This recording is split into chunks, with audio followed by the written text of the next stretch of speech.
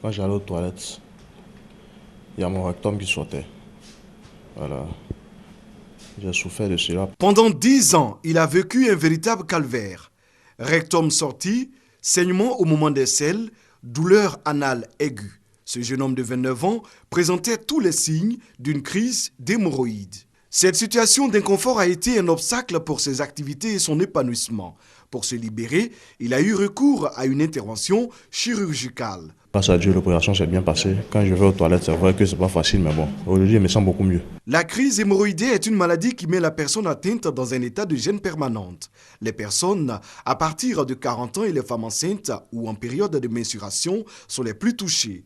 La crise hémorroïdaire se guérit de plusieurs manières. L'acte chirurgical ne concerne que 10% des malades qui souffrent d'hémorroïdes. Il y a des gestes techniques qu'on peut faire sur les hémorroïdes. Quand ça saigne, on peut faire des injections à l'intérieur de l'anus pour arrêter les saignements. Quand ça sort, on peut faire remonter les hémorroïdes et les attacher. Pour les spécialistes, il existe une différence entre les hémorroïdes et la crise hémorroïdaire. Les hémorroïdes sont des organes qu'on a au niveau de l'anus et qui nous permettent effectivement de bien fermer l'anus. Alors ces organes-là sont maintenus en place par des structures, des ligaments comme des ressorts. Et c'est lorsque ces organes donnent des signes et qu'on parle de maladie hémorroïdaire. À l'origine des crises hémorroïdaires, de multiples facteurs. La constipation est un grand vecteur de crise hémorroïdaire, la diarrhée également.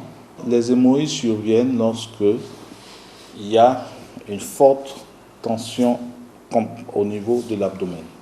La gestité, c'est-à-dire la grossesse, en moyenne, une femme sur deux va faire une crise hémorroïdaire et également dans les suites immédiates de la grossesse. Les personnes qui sont amenées à garder longtemps la position assise ou la position debout peuvent être également amenées à avoir des crises d'hémorroïdes. Les habitudes alimentaires ont pu être également incriminées des éléments comme le thé, le café, le piment. Quand elles ne sont pas traitées à temps, les crises hémorroïdaires entraînent parfois des complications. C'est des procédances qui peuvent se faire de façon intermittente. Ça sort à la faveur des selles et ça rentre tout seul.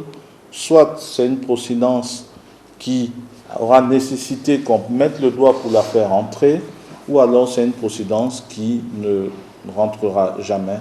À ce stade, une prise en charge et un traitement adéquat s'imposent. La durée du traitement et le coût de la prise en charge varient en fonction des cas. Face à ce mal, la médecine traditionnelle a aussi ses recettes. De nombreux patients se tournent aujourd'hui vers elle. Au début, ça a commencé par le rectum qui sortait. Je vois un praticien et j'avoue qu'actuellement, ça va.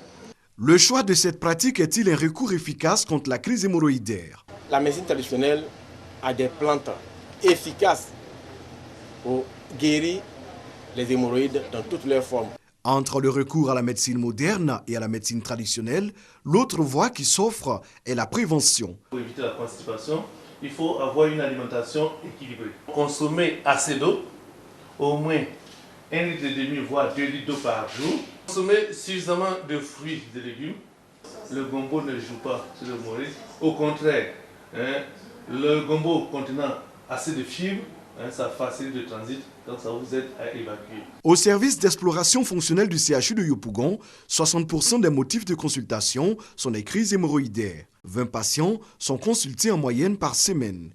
En Côte d'Ivoire, 4 centres publics s'occupent des maladies hémorroïdaires.